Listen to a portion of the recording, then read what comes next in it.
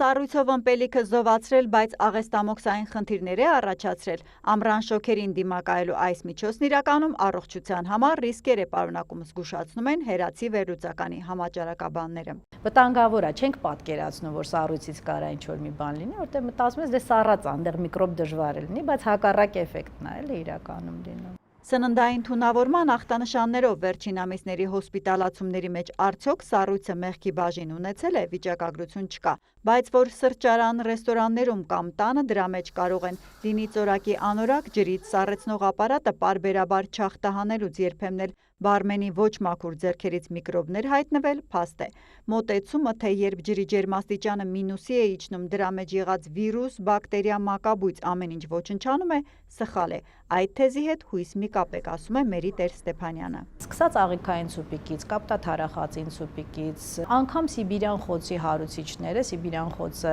մեր համար ամենաարտաքին միջավայրում կայուն բակտերիան է, սառույցում այս հարուցիչը նույնպես կարող է երկար պահպանվել, խոլերայի հարուցիչները, որովայնային տիֆի, դիզենտերիայի հարուցիչները, այսինքն աղիքային վարակների մեծ մասի համար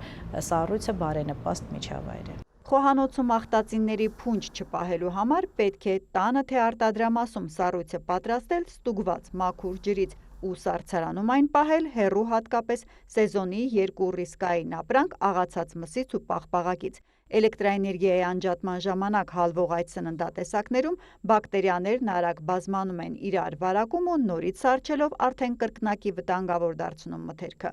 Այնպես որ սառույցով սուրճ կամ հյութ պատվիրելիս բժիշկը չի թաքցնում, ինքնօրինակ ուշադրություն է դարձնում բաժակ լցվող խորանարդիկներն առաջին թարմության են։ Անհնար է այս շոկի պայմաններում, որ ինքը չհալվի նորից սառի։ Մասնագետը հորդորում է սառույցի ռիսկերի մասին հիշել, հատկապես ճամփորդելիս, մանավանդ այն երկրներում, որտեղ ծորակի ջուրը խմելու չէ։ Լավագույն լուծումը տվյալ դեպքում հյուրանոցի նաև բաժակը չօգտագործելն է։ Փորձեք շշալցված ջուր խմել։ Կանոններն իմանալով հանդերձ աշխարհում շոքերը որքան սաստկանում, սառույցի օգտագործումն այդքան ավելանում է։ Հուլիս-օգոստոսին հասնելով տարվա սպառման պիկին։